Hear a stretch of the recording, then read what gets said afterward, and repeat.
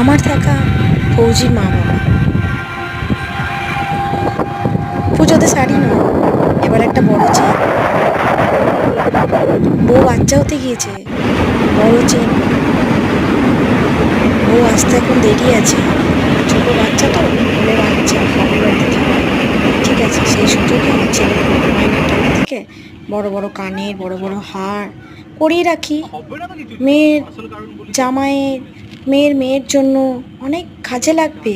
মেয়ের জামাই তো কিছু করে না, বেকার জামাই। মেয়েকে মানে নাতনিকে উপহার হিসেবে দেব, করিয়ে রাখি। ছোট ছেলের বৌমাকে মুখ দেখতে দেব, কিছুটা নাম হবে। ছোট ছেলে তো বড়ই প্রিয়। বড় ছেলের টাকা নিয়ে ছোট ছেলের সংসার গোছানো, ছোট ছেলের জীবন গোছানো। ছোট ছেলে তো বড্ড কুঁড়ে, কোনো কাজের নয়, সারাদিন বসে বসে খায় আর ঘুমোয়।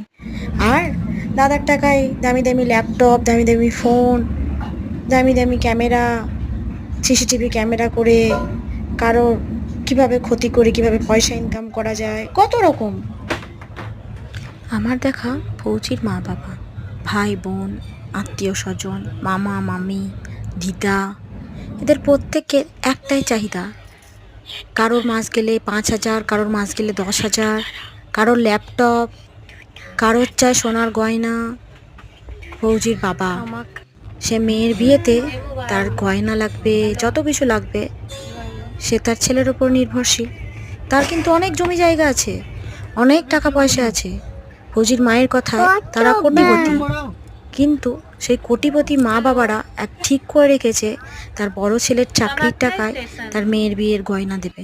তার মেয়ের শ্বশুর বাড়িতে অনেক রকম ফুটানি করে এসছে, বড় ছেলে চাকরি করে, তারাও ঝোঁক বুঝে কোপ মেরেছে। ঠিক আছে, গয়না দেওয়া হলো। তারপর নাতনি হলো, নাতনিকেও সোনার বালা দেওয়া হলো। তারপর চাকরি পেয়ে প্রথম মাইনা কে নেবে? মামা। ফোন কে নেবে? মামা। প্রথম স্মার্টফোন উঠেছে, মামাকে দিতে হবে।